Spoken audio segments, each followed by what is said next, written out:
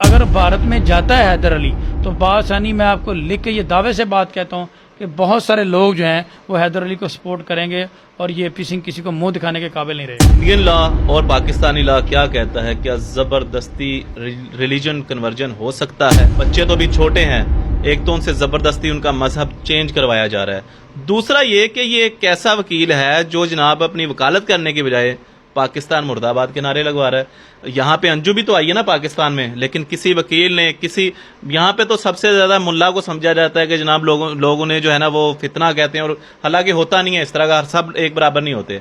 उन्होंने नहीं हिंदुस्तान मुर्दाबाद के नारे लगवाए अंजू से, तो वहां पे ये मामला क्यों चल रहे हैं? बिस्मिल्लाहिर्रहमानिर्रहीम, अस्सलाम वालेकुम नाज़रीन, मैं हूं आपका मेज़बान अमानुल्लाह कायम खानी। उम्मीद करता हूं कि आप सब खैर वाफियत से होंगे। मेरे साथ advocate high court Fayaz Ahmad Ramay साहब मौजूद हैं। एपी सिंह के हवाले से कुछ नए इंकशाफात हैं जो सुन के आपके भी जो हैं वो दिल दहल जाएगा, और ऐसे इंकशाफात जिसके बाद अवाम अगर गैरत रखती होगी ना, इंडिया की अवाम, तो वो गुलाम हैदर भाई को भी सपोर्ट करेगी, और बहुत सारी अवाम जो है वो गुलाम हैदर भाई को सपोर्ट कर भी रही है। आइए शुरू करते हैं प्रोग्राम फयाज भाई से। अस्सलाम वालेकुम। जी वालेकुम अस्सलाम। सर कैसे हैं आप? बिल्कुल, हल्का शुक्र।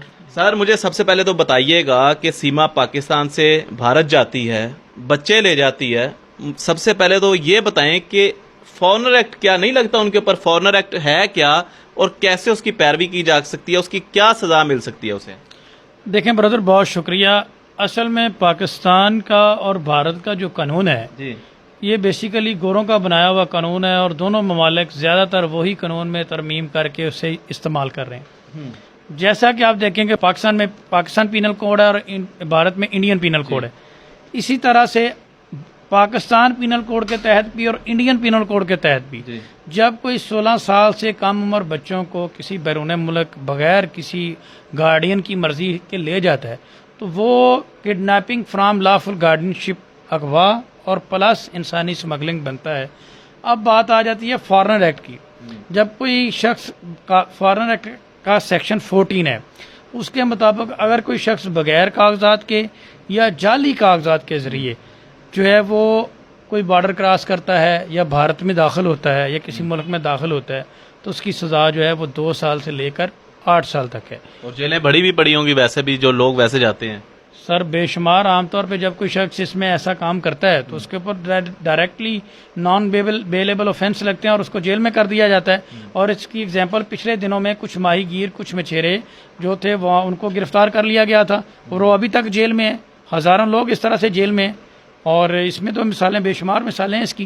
जी तो सर क्या समझते हैं? फॉरेनर एक्ट तो एक साइड पे हो गया, मुझे आप बताइएगा यहाँ पे तो बच्चे भी छोटे हैं।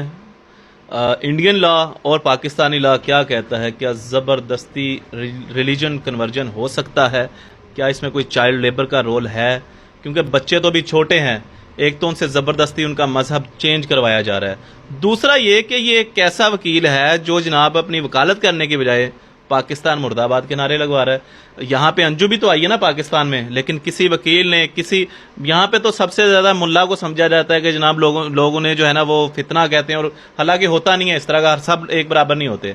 उन्होंने नहीं हिंदुस्तान मुर्दाबाद के नारे लगवाए अंजू से, तो वहां पे ये मामला क्यों चल रहे हैं?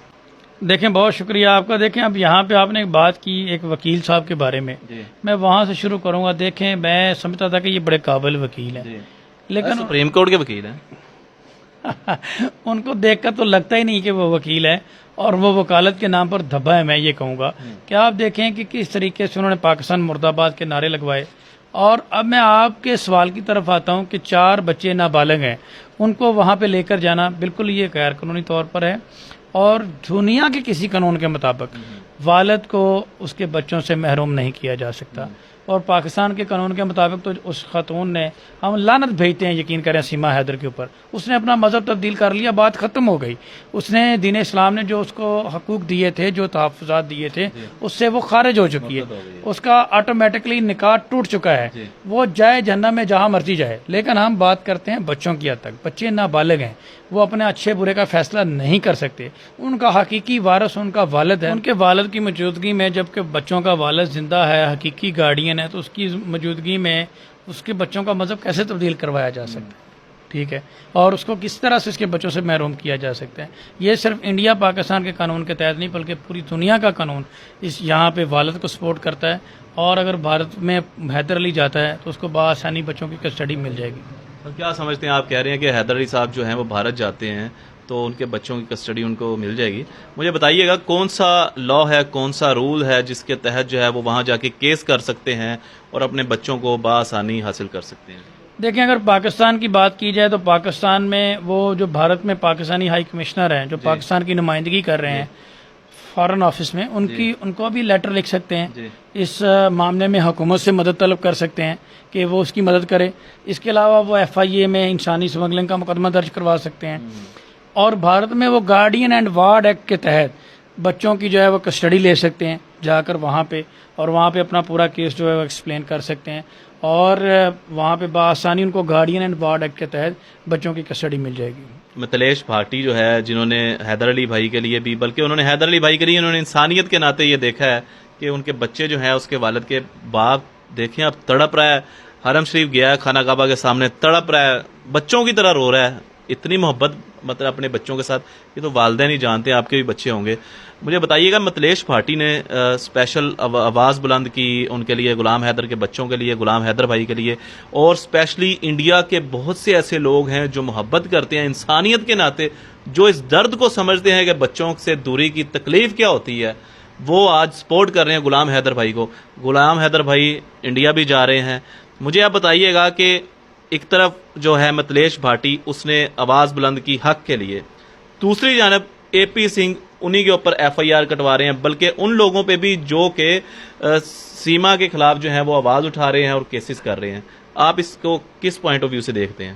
دیکھیں, یہ کیس جو ہے یہ کسی قسم کا کوئی کیس نہیں ہے, اس میں کوئی لیگل اس کا افیکٹ نہیں ہے, یہ صرف سوشل میڈیا کے اوپر فیم حاصل کرنے کے لیے اس نے کیا ہے. لیکن متلیش بھاٹی نے جو بات کی ہے وہ پوری دنیا کی یہ آواز ہے کہ حیدر علی کے جو بچے ہیں وہ اسے ملنے چاہیے, اور دنیا کا کوئی قانون اس چیز کی جو ہے وہ اس چیز کی اجازت نہیں دیتا. اور اگر بھارت میں جاتا ہے حیدر علی تو بآسانی میں آپ کو لکھ کے یہ دعوے سے بات کہتا ہوں کہ بہت سارے لوگ جو ہیں وہ حیدر علی کو سپورٹ کریں گے, اور یہ AP سنگھ کسی کو منہ دکھانے کے قابل نہیں رہے گا. سر جی, غدر فلم جو آئی ہے, غدر 2 آئی ہے, اس میں بھی جو ہے وہ اس کے ساتھ جو ہے سیما کو اور اس کو سچن کو کھڑا کر کے ان پہ بھی غدر 2 لکھ دیا گیا ہے. دیکھیں جی, یہ تو اللہ ہی حافظ ہے, آپ دیکھیں کہ ان کی مینٹالٹی کتنی یہ ہے. مطلب لوگوں کو فلموں تک محدود کیا ہوا ہے. میں صرف یہ کہوں گا کہ یہ اس طرح کی موویز بنانا اور اس طرح کے رول دینا, یہ ہر کسی نے اپنا اپنا پیسہ بنانے کا ڈھنگ بنایا ہوا ہے.